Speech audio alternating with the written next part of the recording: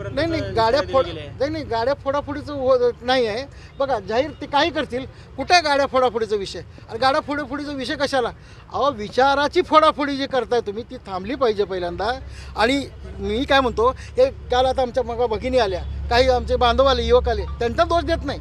अहो, जिथं सुशीलकुमार शिंदे, प्रणितीताई हा बुद्धिभेद करतात, अशा पद्धतीचा गैरसमज पसरवतात आणि त्यांना जोडे मारा आंदोलन झालं, त्यांच्यावरती टीका झाली म्हणून अशा पद्धतीनं या ठिकाणी महिला कार्यकर्ते सोडवतात, त्यांना तिकडे पाठवतात, पोलिसांच्या ताब्यात देतात. हे बरोबर नाही. आमचं म्हणणं तेच आहे.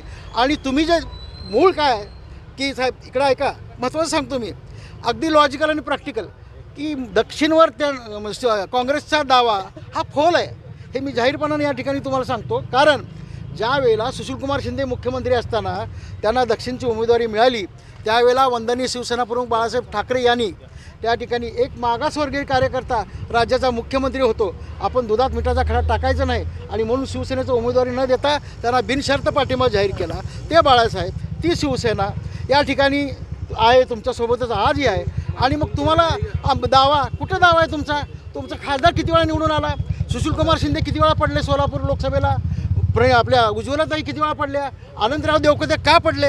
आनंदराव देवकते त्यांच्यासाठी राजीनामा दिला, परंतु ते का पडले मग त्यांच्यानंतर? हे तर मुख्यमंत्री झाले राज्याचे. तुम्ही तुमची माणसं निवडून आणू शकत नाही, तुम्ही निवडून येऊ शकत नाही आणि या ठिकाणी तुम्ही वर्चस्व ठेवू शकत नाही. 10 वर्ष झाली तिथं भाजपचा आमदार आहे, परंतु ते राहिलं बाजूला. आणि काँग्रेसचा दावा कसला दावा आहे? पण मग आता पुढे काय करायचं ठरवलंय? काय पुढे मध्य कुठे साधणार आहात का मिटवणार आहात? मध्य साधायचा त्यांनी खऱ्या अर्थाने महाविकास आघाडीचा गुन्हा केला आहे, माझं स्पष्टपणानं मत आहे. आता महाविकास आघाडीच्या माध्यमातून उद्धव साहेबांकडे काय जे त्यांचं काय माफीपत्र स्पष्टीकरण आहे ते देऊन त्यांनी तो विषय संपवावा. आणि अशा पद्धतीनं कलागती करून त्याच्यात तर आमचा जन्मच गेला आहे, या कलागतीमध्येच आमचा जन्म झाला आहे. आम्ही काय असं घाबरणार नाही, आम्हाला कोणी डरखळे आमच्यासमोर फोडायचे नाही, आम्ही ओरिजिनल वाघ आहोत. आणि त्याच्यामुळं हे सगळं आम्हाला सांगण्याची गरज नाही. परंतु जर अशा पद्धतीनं जर करत असाल आणि या सोलापूर जिल्ह्याच्या माध्यमातून महाविकास आघाडीचं वातावरण खराब करणार असाल, त्या ठिकाणी धोरणी माणसं आहे तुम्ही. सुशीलकुमार शिंदे साहेब परिपक्व राजकारणी आहेत. हे त्यांच्याकडून असं का होतं आहे? ते पोरीच्या आहारी जातात का पोरगी आणखून कोणाच्या आहारी जाते हे आम्हाला माहीत नाही, परंतु हे काहीतरी घडतं, चुकीचं घडतं आणि बिघडतं. हे बिघडू देऊ नका. आणि बिघडवण्याचा तुम्ही प्रयत्न केला तर निश्चितपणानं या ठिकाणी काही जरी झालं तर या ठिकाणी शिवसेनेची ताकद पणाला लावून आम्ही तुमचा बंदोबस्त केल्याशिवाय राहणार नाही, हे आमचं स्पष्टपणाने सांगणं आहे. हे आमच्याशी तुम्ही करू नका, पंगा घेऊ नका, हे आम्हाला भेडसावायला जाऊ नका, कारण आम्ही चूक केलीच नाही. आम्ही आमचं म्हणणं म्हणलं, महाविकास आघाडीने उमेदवारी दिली, शिवसेनेनं उमेदवारी दिली, AB फॉर्म दिला आहे, फॉर्म भरला, अहो तो काढलेला घेऊन फिरता, मग एवढा होता तुम्हाला. शरद कोळीच्या ऑफिस समोर हे जे काँग्रेसचं एक पदाधिकारी आणि काही भाड्यानं येऊन महिला इथं जे नाटक करण्याचा प्रयत्न केला त्याचा आम्ही पहिल्यांदा जाहीर निषेध करतो. कारण महाविकास आघाडीतर्फे अमर रतिकांत पाटलांना उमेदवारी हे सगळ्या काँग्रेसचे लोक, राष्ट्रवादीचे लोक, शिवसेनेच्या लोकांनी डिक्लेअर केलेलं आहे. हे प्रणितीताईला माहिती नव्हतं का? मग प्रणितीताई शिंदे साहेबांना आत्ताच का झुमतंय? मग एवढे दिवस तुम्ही झोपले होते का? ज्यावेळेस महाविकास आघाडीची उमेदवारी डिक्लेअर झाली मग त्यावेळी तुम्ही झोपले होते का?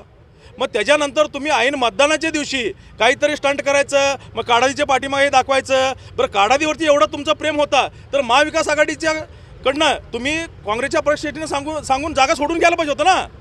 आता काल शरद कोळींनी स्टेटमेंट दिला, ह्याच्यामुळं तुम्ही एवढं त्यांच्या ऑफिससमोर येऊन हे सगळं नाटक करण्याचं कारण काय?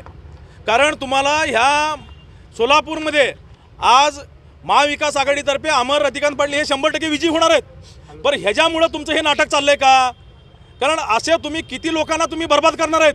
आज तुम्ही दिलीप मानेंना बर्बाद केले, काडादीला तुम्ही बर्बाद करणार, देवकते साहेबांना. ज्या वेळेस तुम्ही सांगतो तुमच्यासाठी देवकते साहेबांनी त्याग केला, तुम्ही मुख्यमंत्री होणार आहे म्हणून देवकते साहेबांनी राजीनामा दिला आणि तुम्ही उमेदवारी दिला, त्या देवकते साहेबांचं त्यांच्या मुलाचं तुम्ही पुनर्वसन केलं का? हे अगोदर सुशीलकुमार शिंदे साहेबांनी आणि प्रणितीताई शिंदेनी अगोदर जाहीर करावं, मग त्यांच्या कार्यकर्त्यांनी आमच्या ऑफिससमोर काय करायचं तुम्हाला नाटकं नंतर दाखवा. पण मग त्यांनी असा इशारा दिलेला आहे की शरद कोळींची गाडी ऑफिससमोर दिसली की मी पहिला फोडणार, नंतर शरद कोळीची गाडी ऑफिससमोर उद्या तुम्हाला सकाळी दिसेल, त्याचं तुम्ही काळजी करू नका. फक्त तुम्ही ज्या लोकांना धोका दिलाय त्याचं तुम्ही बघा. जर इथं जे गाडी त्यांची शरद कोळीची आली त्याला सांभाळायला इथला सोलापूर जिल्ह्यातील प्रत्येक शिवसैनिक समर्थक आहे. शरद कोळी हा आमचा वाघ आहे, त्यांनी इथं सोडा. होय, सोलापूर जिल्ह्यात हे किरकोळ आहेत.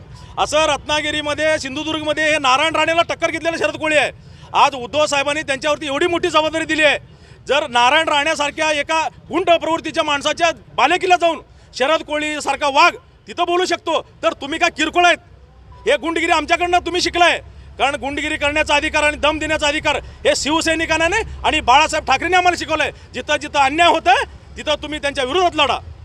काय पुढची भूमिका असणार आहे? उद्या गाडी फुटली तर काय होईल? गाडी जर शरद कोळीची फुटली तर काँग्रेसचं प्रणितीताई शिंदेचं आणि सुशीलकुमार शिंदेचं घर सुद्धा मी फोडू.